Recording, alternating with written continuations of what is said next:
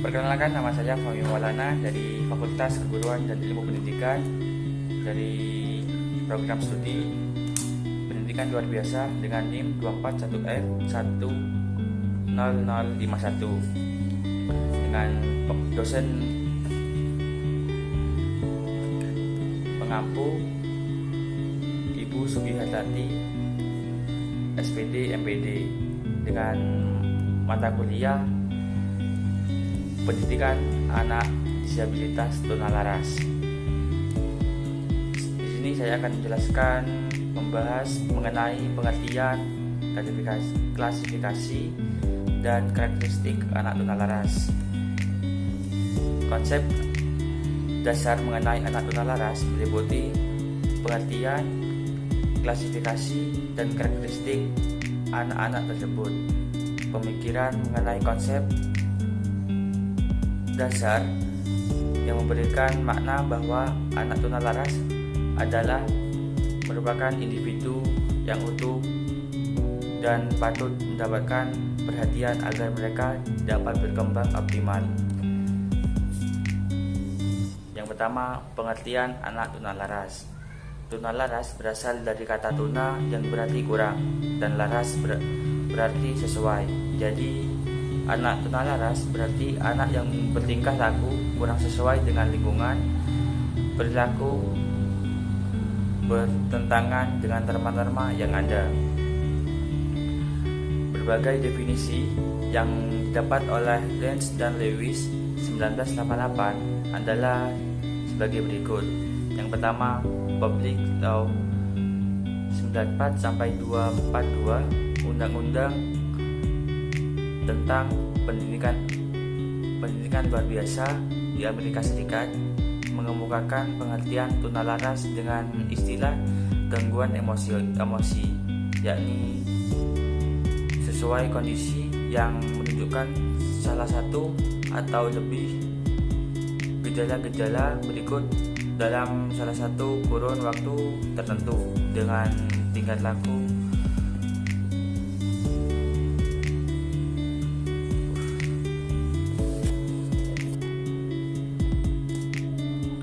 yakni dengan kondisi yang menunjukkan salah satu lebih gejala-gejala berikut dalam salah satu kurun waktu tertentu dengan tingkat yang tinggi yang mengemukakan presentasi belajar. Yang pertama, ketidakmampuan belajar dan tidak dapat dikaitkan dengan faktor kecerdasan, penginderaan, atau kesehatan. Yang kedua, ketidakmampuan menjalani hubungan yang menyenangkan dengan teman, guru, ataupun keluarga. Yang ketiga, bertingkah laku yang tidak pantas pada keadaan normal. Yang keempat, perasaan tertekan atau tidak bahagia secara terus-menerus. Yang kelima, cenderung menunjukkan gejala-gejala fisik seperti takut pada masalah-masalah sekolah atau masalah yang ada di keluarganya.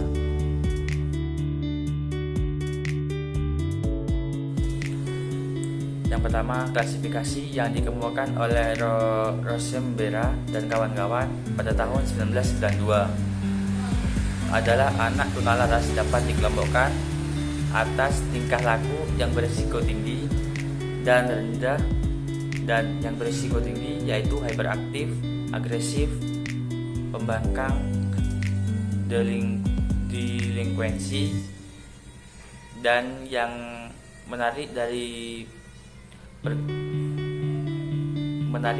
diri pergaulan sosial, sedangkan yang berisiko rendah yaitu autisme dan skizofrenia. Secara umum, anak tunalaras menunjukkan ciri-ciri tingkah laku yang ada persamaannya pada setiap klasifikasi, yaitu kekacauan tingkah laku, kecemasan, dan menarik diri, kurang dewasa, agresif.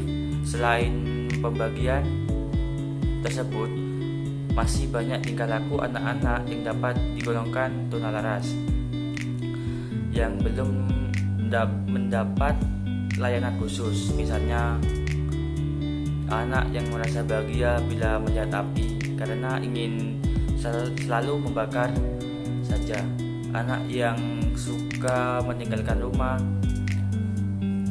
menyimak seks, dan sebagainya.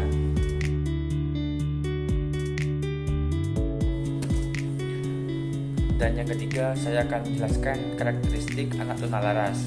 Yang pertama, anak yang mengalami kekacauan tingkah laku, pemeliharaan, ciri-ciri suka berkelahi, memukul, menyerang, mengamuk, membangkang, menantang, merusak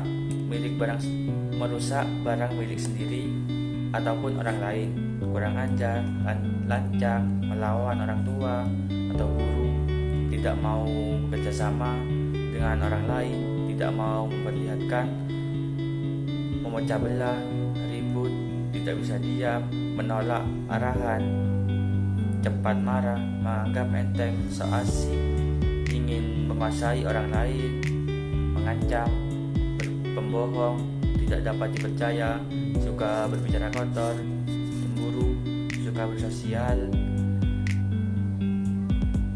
suka tidak sanggup berdikari, mencuri, mengejek, menyangkal, berbuat salah, egois, dan mudah terpengaruh untuk berbuat salah.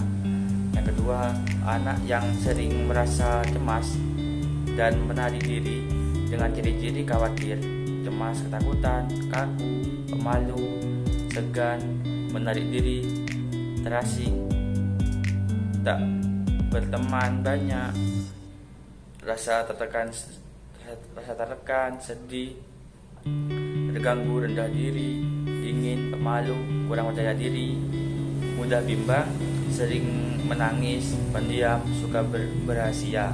Yang ketiga, anak kurang dewasa dengan ciri-ciri yaitu suka melamun, kaku, berangan-angan, pasif, mudah dipengaruhi, mengantuk, pembosan, dan kotor. Yang keempat, anak yang agresif bersosialisasi dengan ciri-ciri yaitu mempunyai kemelotan jahat, menjudi bersama kelompoknya, loyal terhadap teman-teman yang nakal, berkelompok dengan geng, suka di luar rumah sampai larut malam, bolos di sekolah, dan sering meninggalkan atau minggat dari rumah. Kemudian saya akan mengemukakan karakteristik yang berkaitan dengan segi akademik atau sosial, emosi, dan fisik kesehatan anak tunalaras. Yang pertama, karakteristik akademik. Kelainan perilaku akan mengakibatkan adanya penyesuaian sosial dan sekolah yang buruk. Akibatnya penyesuaian yang buruk tersebut, maka dalam pembelajaran sekolah melibatkan ciri-ciri sebagai berikut. Yang pertama, penyampaian hasil belajar yang di bawah rata-rata. Yang kedua, seringkali dikirim ke ruang kepala sekolah ataupun ruangan bimbingan untuk tindakan discipliner. Yang ketiga, seringkali tidak naik kelas atau bahkan di luar sekolahnya. Yang keempat, seringkali membolos sekolah. Yang kelima, lebih sering dikirim ke lembaga kesehatan dengan alasan sakit perlu istirahat. Yang keenam, anggota keluarga terutama orang tua lebih sering mendapat panggilan dari petugas kesehatan ataupun berbagai absensi. Yang ketujuh, sebagai orang yang bersangkutan lebih sering berurusan dengan kepolisian. Yang kedelapan, orang yang bersangkutan lebih sering berurusan dengan polisi. Yang kedelapan, lebih sering menjalankan masa-masa percobaan dari yang berwenang. Yang kesembilan, lebih sering melakukan pelanggaran hukum yang pelanggaran tanda-tanda lalu lintas.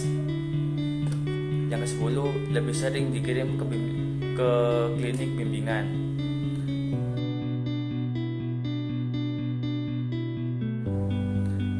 Yang kedua, yaitu ciri-ciri karakteristik sosial atau emosional.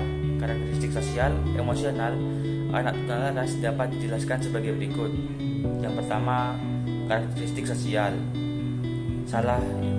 Masalah yang menimbulkan gangguan bagi orang lain dengan ciri-ciri perilaku tidak diterima oleh masyarakat, yang biasanya melanggar budaya dan perilaku melanggar aturan keluarga, sekolah, rumah tangga.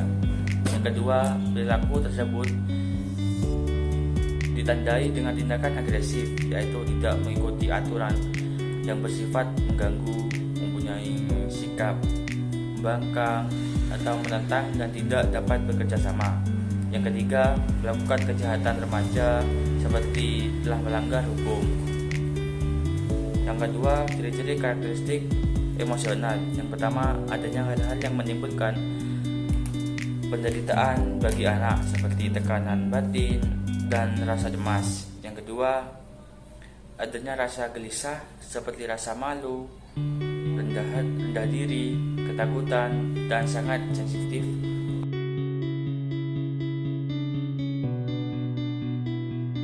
Ketiga, karakteristik fisik atau kesehatan anak disabilitas tunalaras.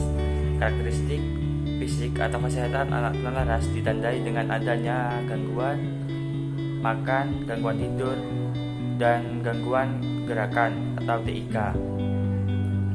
Seringkali anak merasakan ada sesuatu yang tidak beres pada jasmaninya. Dia mudah mendapat kecelakaan, rasa cemas terhadap kesehatannya. Mereka seolah-olah sakit kelainan lain yang berwujud kelainan fisik seperti gagap, buang air tak terkendali, sering ngompol dan jorok.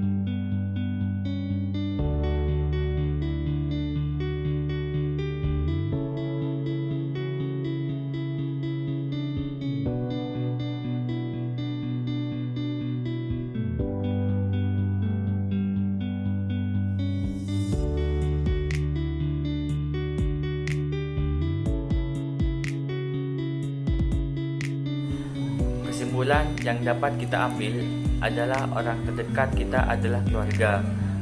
Baik orang tua maupun anak, semuanya punya peran masing-masing. Orang tua tidak hanya menekankan kepada anaknya apa yang mereka mau, tetapi orang tua juga harus mengerti apa yang anak mau. Dan sebaiknya anak tugasnya adalah berbakti kepada orang tua, karena dengan berbakti itu akan membuat jalan menuju kerajaan Tuhan. Hal-hal sulit menghalangi kita, bukan untuk menghentikan kita, tetapi untuk memanggil keberanian dan kekuatan kita. Hard things are put in our way, no to stop us, but in call out our grounding and strength. Mungkin itu saja beberapa penjelasan yang bisa saya sampaikan terkait dengan materi pendidikan anak disabilitas laras. Kurang lebihnya mohon maaf. Saya Fahmi Maulana pamit undur diri dan terima kasih.